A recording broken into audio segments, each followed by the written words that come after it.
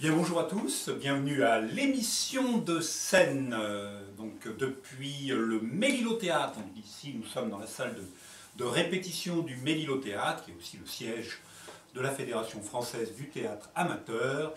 Et aujourd'hui, je vais vous parler technique lumière. Donc, j'ai rassemblé quelques matériels qui sont indispensables, selon moi, pour faire de la lumière de spectacle.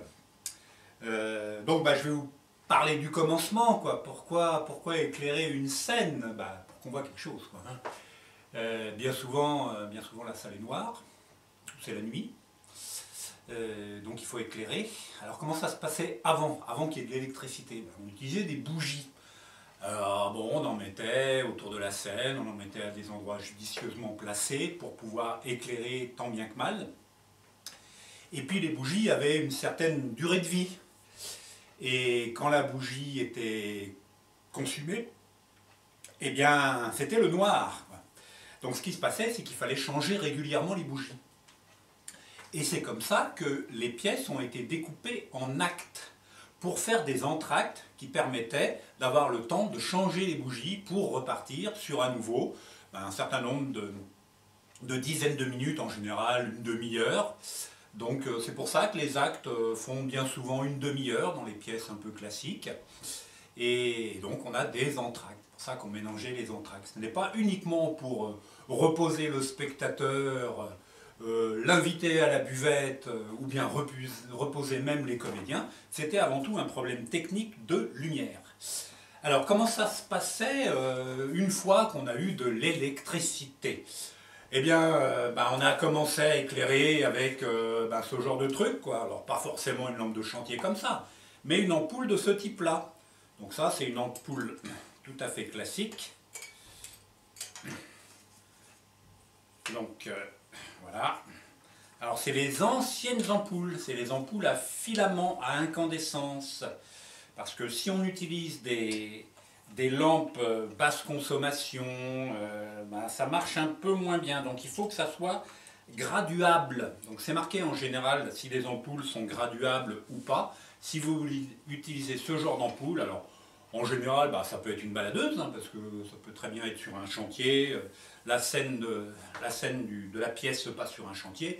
Sinon ça peut être des lampes de chevet, il peut y avoir ce genre de choses en décor sur la scène. Et puis, il faut éclairer globalement la scène. Donc pour ça, on a des projecteurs de scène, des projecteurs de théâtre, dont le plus classique est celui-là. Donc c'est ce qu'on appelle un projecteur PC, comme plan convexe. Parce que ici, il y a une lentille sur l'avant, qui va permettre de diffuser la lumière. Et à l'arrière, ici, à peu près ici, il y a la lampe. Donc l'équivalent d'une lampe comme ça, mais un autre type de lampe. Donc la lampe va diffuser la lumière à travers cette lentille, et cette lentille a une face plane à l'intérieur et une face convexe vers l'extérieur. Donc c'est pour ça qu'on appelle ça un projecteur plan convexe, un PC. Et donc les PC ont une molette ici. Alors parfois elle peut être à l'arrière, et on peut bouger cette molette. Donc, ce qui permet de déplacer l'ampoule, la lampe, à l'intérieur du mécanisme. Alors, pourquoi déplacer la lampe? C'est par rapport à la lentille, c'est pour pouvoir agrandir ou diminuer le faisceau lumière. Parce que ce que vous allez projeter, je vais vous le montrer tout à l'heure, c'est un rond avec ce genre de projecteur. Et donc le rond va être plus ou moins grand si on approche ou si on recule la lampe de la lentille. Voilà, donc avec ce curseur-là. Voilà.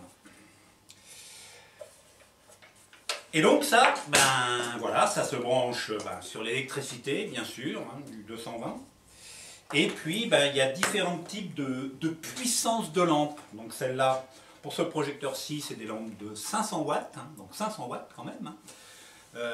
En général, dans les salles, on va dire moyennes, on peut avoir des projecteurs avec des lampes de 1000 watts. Puis dans les grands théâtres, ça peut être 2000 watts, 4000 watts. Il peut y avoir des très gros projecteurs.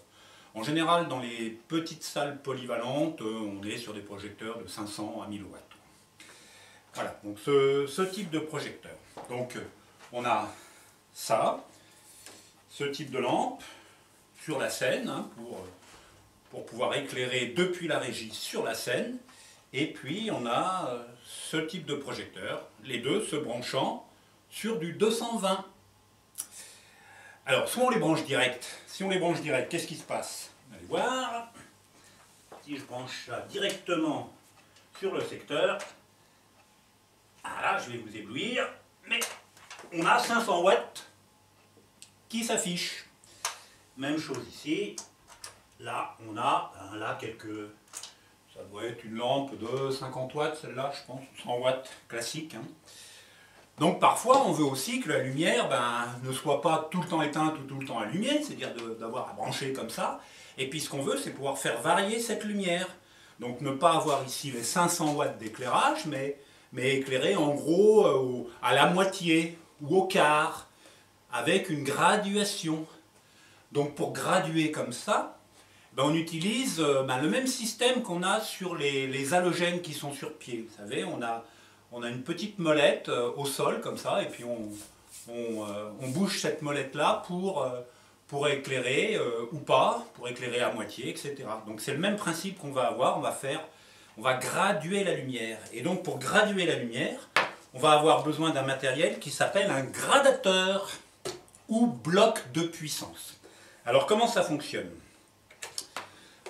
Donc là ici on a des prises.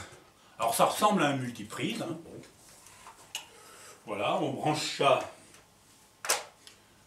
sur le secteur. Voilà, vous avez une grosse prise ici qui se branche sur une prise murale.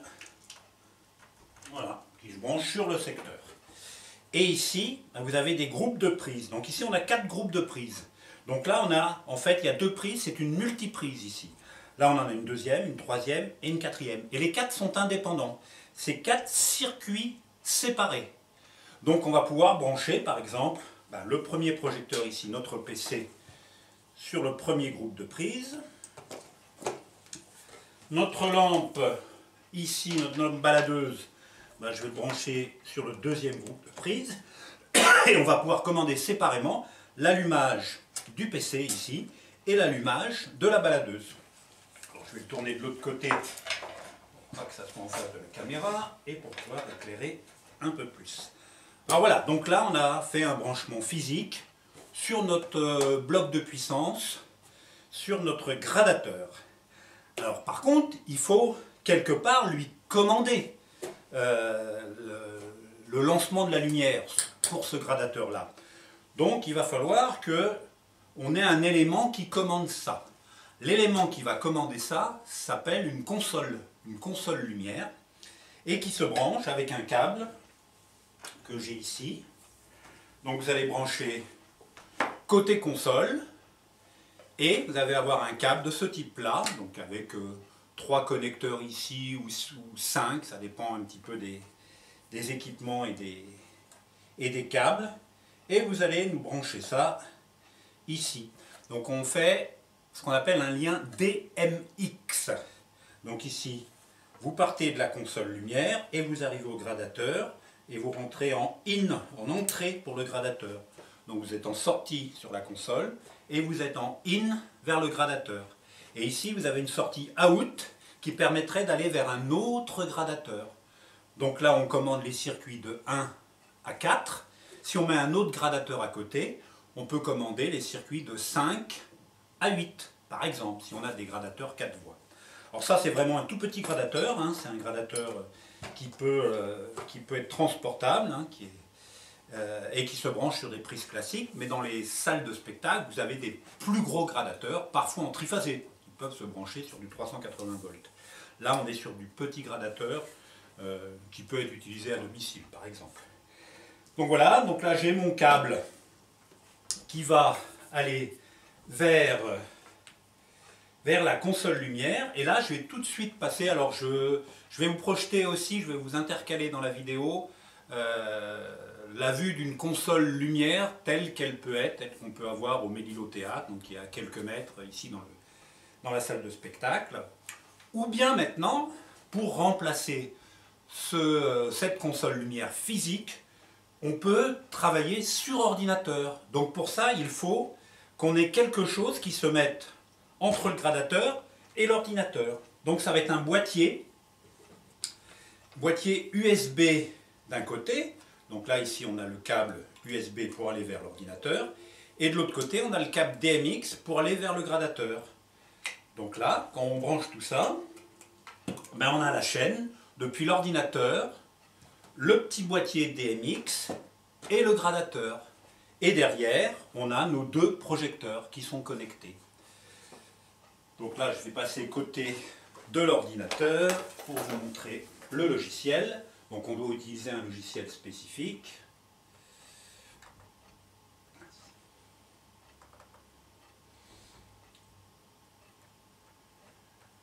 Voilà, donc ici c'est un logiciel qui s'affiche en deux parties, un peu comme la console lumière physique. On a ici les curseurs qui permettent de faire monter chaque circuit indépendamment.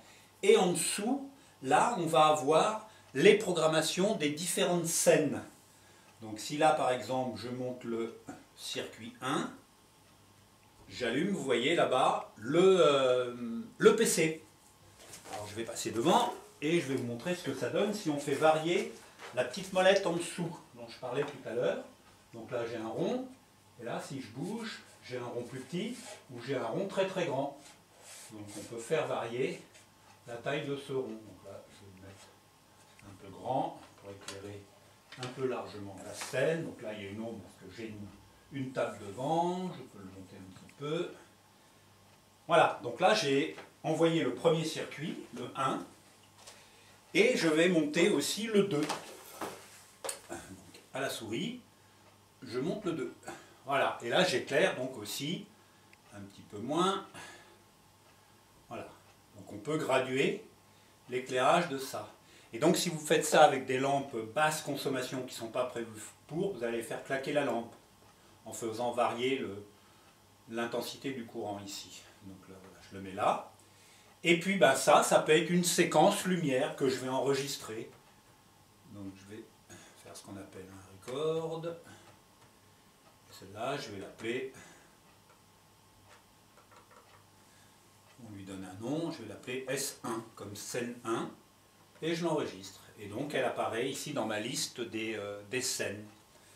La scène 2, par exemple, je vais mettre que j'enlève le PC, et je mets que la baladeuse. Et ça, je l'enregistre, record Q, en... Alors, je lui donne un autre numéro d'entrée, et je l'appelle S2. Voilà, et donc là, j'ai enregistré ces deux scènes-là. La première scène que j'ai enregistrée, c'est le noir. En fait, toutes les entrées du gradateur sont à 0 dans ce cas-là. Donc ici, là, si je fais le noir, par exemple, j'envoie celui-là. Donc là, j'ai aucun projecteur d'allumé. Alors vous voyez une petite lampe qui clignote là, c'est pour bien indiquer que le gradateur a bien le lien avec la console lumière. Donc si je lance la scène suivante, voilà, donc là j'ai à la fois le PC qui est allumé et la baladeuse. Et si je lance la troisième scène, là j'ai uniquement la baladeuse. Donc vous voyez qu'on peut comme ça enregistrer toutes les scènes du spectacle. Alors ce qui est intéressant aussi, c'est que là, vous ne le voyez pas forcément très bien, mais on a un bouton Go. C'est-à-dire que si j'appuie sur ce Go, je passe à la scène suivante, sans avoir à aller la lancer ici. Donc je fais Go, hop, juste un clic de souris me permet de passer de scène à scène. Donc là, je suis sur le noir, là, j'ai le PC et la baladeuse, là, j'ai que la baladeuse, et là, j'ai à nouveau le noir. Et ça boucle comme ça, si je rappuie. Donc là, des scènes, vous en créez autant que vous voulez, finalement, par rapport à vos besoins pour les lumières de la pièce. Donc c'est assez pratique. Alors, ce qui peut être encore plus pratique, c'est d'avoir une souris sans fil. Donc une souris sans fil qui est en USB. Donc vous avez le petit connecteur côté USB qui vient se mettre là. Et qui va commander la souris sans fil. Et donc l'astuce, c'est de cacher la partie optique avec un petit bout de scotch noir, de gaffeur noir, ici, de telle manière à ne pas faire bouger le curseur. Donc avec la souris fixe de l'ordinateur, vous vous mettez bien sur le Go, et là, une fois que vous avez ça, ben vous pouvez être assez loin de l'ordinateur pour faire les changements de séquence lumière. Donc ça peut avoir un intérêt, si vous n'avez pas de régisseur, de pouvoir commander vos lumières depuis la scène, en planquant par exemple, en scotchant sous une table par exemple, et puis très discrètement vous appuyez sur le bouton quand vous êtes en jeu. Donc le comédien peut à la fois être le technicien lumière, quoi, qui fait la conduite. Donc ça peut être pratique. Voilà, donc l'intérêt d'un logiciel, de lancer ça sur ordinateur, c'est qu'on peut faire ce genre de choses, quoi. Alors ce qui est intéressant aussi, que je vais vous montrer, c'est que là sur la scène 2, je vais rajouter ce qu'on appelle un fader. C'est-à-dire un fader, je vais le mettre à 5 secondes par exemple. Et puis je vais l'enregistrer en scène suivante, celui-là.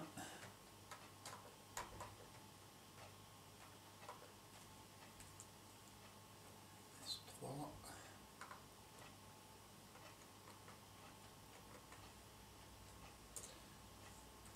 Voilà, hop là. Et je vais faire un fader de 5 secondes. Voilà. Et entre les deux,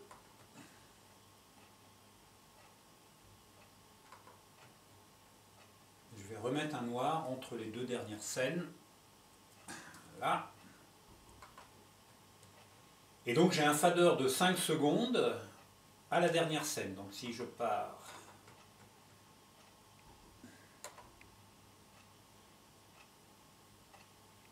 Donc je vais vous montrer la séquence complète.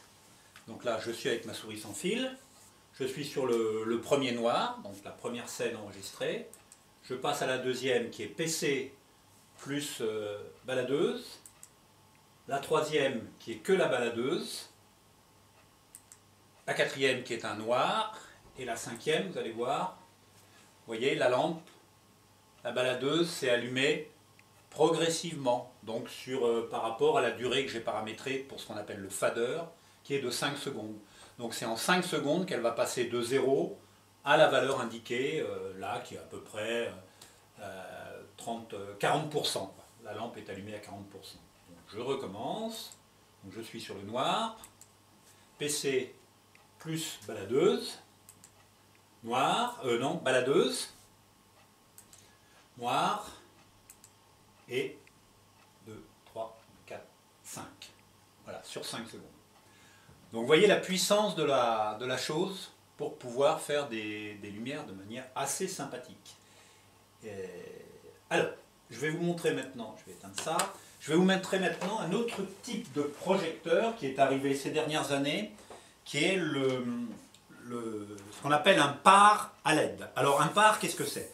Un par, c'est un projecteur qui a en gros cette forme-là, qui est souvent utilisé en musique pour les concerts, et qui va diffuser une lumière assez large. Là, il n'y a pas de molette pour régler l'ouverture du faisceau, comme on a avec un PC. Et à l'intérieur, on a une lampe à l'origine qui est du type lampe qu'on a sur les phares de voiture. Donc c'est un projecteur à lampe parabolique. Donc c'est pour ça qu'on appelle ça un par, P-A-R, un par. Alors les pars classiques, quand on a un par à peu près de cette taille-là, on a une lampe parabolique à l'intérieur de 500 watts. Il y en a des plus gros avec des lampes de 1000 watts. Donc avec la lampe de 1000 watts, on appelle ça un par 64. Et pour ce type de par avec une lampe de 500 watts, c'est des pars 56. Alors, on a progressé sur la technologie puisque sont arrivés les LED, donc ou diodes. Donc des lampes basse consommation. Donc, je vais vous montrer un peu à quoi ça ressemble au niveau d'un projecteur.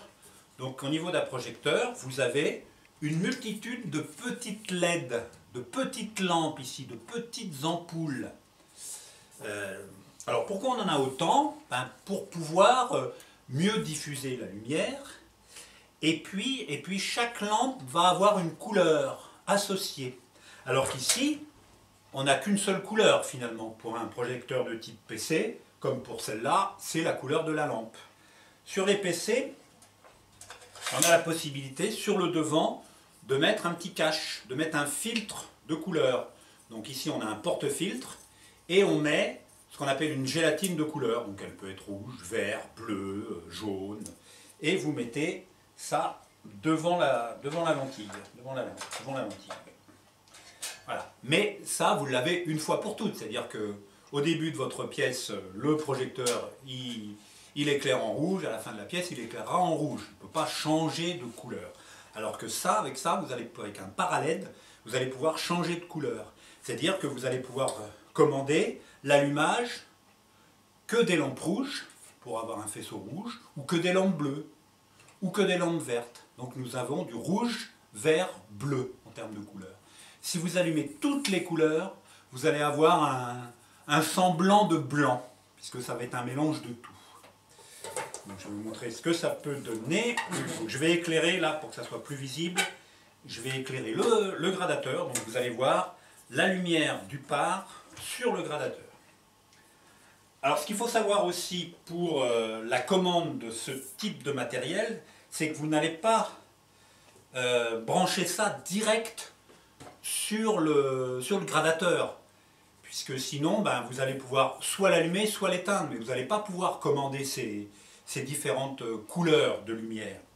Donc ce qu'on fait, c'est que le projecteur lui-même,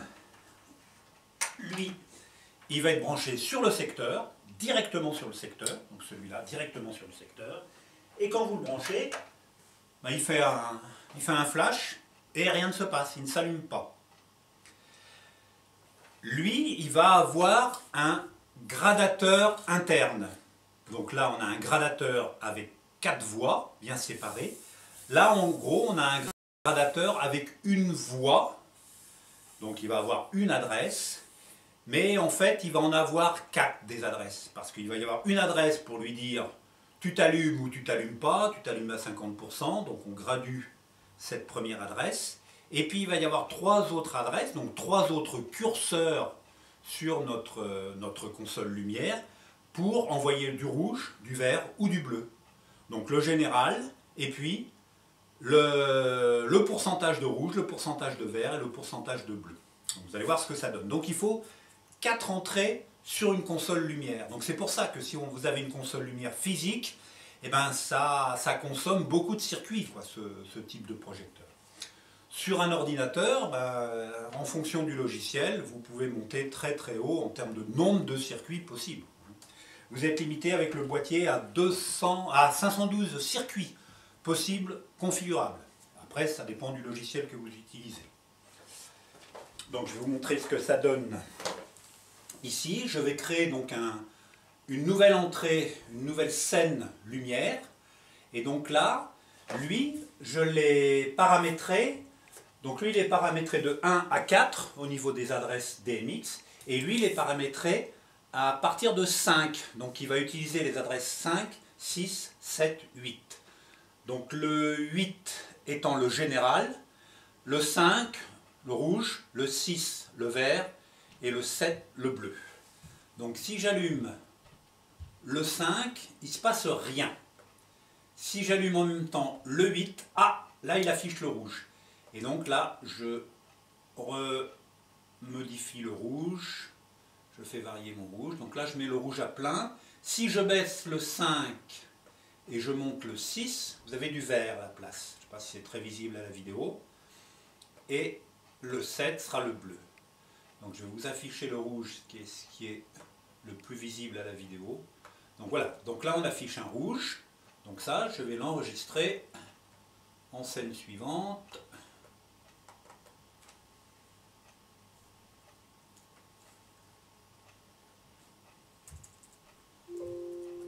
Je vais carrément l'appeler rouge. Vous pouvez donner un nom à vos scènes très, très parlant, quoi, finalement. Là, je ne mets pas de fader, je ne mets rien. Et je l'enregistre comme ça. Donc celle-là, ça va être la dernière scène qui va s'appeler rouge.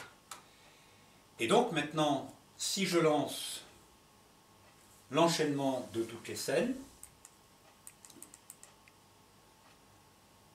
donc là je suis au milieu, je vais monter du fader, donc là voilà. Donc là je suis au départ, donc j'affiche le noir, donc rien. Ensuite, donc j'ai le PC plus la baladeuse. Le suivant, j'ai que la baladeuse. Ensuite, j'ai un noir. Ensuite, je fais monter doucement la baladeuse. Voilà. Et la scène suivante, c'est que le rouge. Voilà un petit peu tout ce qu'on peut faire avec ça. Ce qu'on peut rajouter quand même, juste pour être complet, c'est ajouter une autre scène avec cette fois-ci du bleu à la place du rouge, donc finir avec rouge, vert, bleu. Voilà, ça je l'enregistre en scène suivante, dans l'ordre, et je vais l'appeler bleu. Voilà. Il faut bien se mettre sur le curseur. Voilà, donc là, tout est éteint. PC plus baladeuse. Uniquement la baladeuse. Le noir. La baladeuse qui monte doucement. Le rouge. Et le bleu. Et le noir final. Fin de la représentation. Voilà, voilà un petit peu, de manière très succincte, comment ça se passe pour éclairer, pour lancer facilement, finalement, hein, vous l'avez vu, des lumières pendant un spectacle de théâtre. Au niveau des prix, hein, donc l'ordinateur, ben, voilà, ça peut être un ordinateur bas de gamme, il n'y a pas besoin de quelque chose de très très puissant, donc il n'y a pas de souci. Il faut qu'il ait juste des ports USB qui fonctionnent. Ce type les PC, alors il y en a à tous les prix, hein, ça commence à 100 € et pour les 500 watts et ça peut aller jusqu'à 1000 € en fonction de la marque. Voilà, les meilleures marques sont françaises et allemandes. Après, vous avez du matériel chinois, vous avez,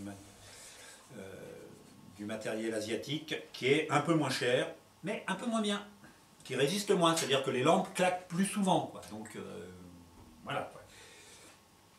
Les gradateurs, alors ce gradateur là, neuf, ça doit coûter dans les 400 €, alors pareil, hein, il y en a des moins chers, vous pouvez en avoir des 4 voies comme ça à partir de 100 €, voilà, en fabrication asiatique. Les parallèles, alors là c'est pareil, il y a tous les prix, faites attention à l'angle d'ouverture, hein, il y a différents angles d'ouverture de votre faisceau, et ça, ben, ça ne bouge pas, quoi. Une fois que vous avez un projecteur, il a une largeur d'ouverture. Voilà. Que vous dire de plus après? Ben, il vous faut quelques petits câbles supplémentaires. Il faut bien voir où vous allez installer vos projecteurs. Le mieux, c'est que ça soit au-dessus de la scène, quoi, hein. Voilà, un peu en devant de scène. Alors, soit vous avez une barre d'accroche, et à ce moment-là, vous avez besoin de crochets comme ça, qui viennent s'accrocher sur la barre, qui est en général un tube. Et puis, il y a ce qu'il faut au niveau du projecteur pour fixer le crochet dessus, pour pouvoir accrocher ça en hauteur. Sinon, s'il n'y a pas de barre d'accroche au-dessus de la scène, tout autour, il vous faut des pieds de projecteur. Donc en général, on met un pied de chaque côté. Donc sur ces pieds, il y a des barres, et sur chaque barre, on peut mettre 4 ou 6 projecteurs. Ça dépend un petit peu de la robustesse des pieds. Et après, vous avez ce qu'on appelle les ponts lumière. Donc c'est 2 pieds et puis une barre en travers qui permet de passer au-dessus des spectateurs et d'avoir des lumières bien en face, sans avoir à mettre un pied vraiment en face qui pourrait gêner la vue des spectateurs. Donc voilà un petit peu ce que je pouvais vous dire aujourd'hui sur la lumière. Sachez qu'au niveau de la FFTA, on organise des stages lumière sur des week-ends, généralement.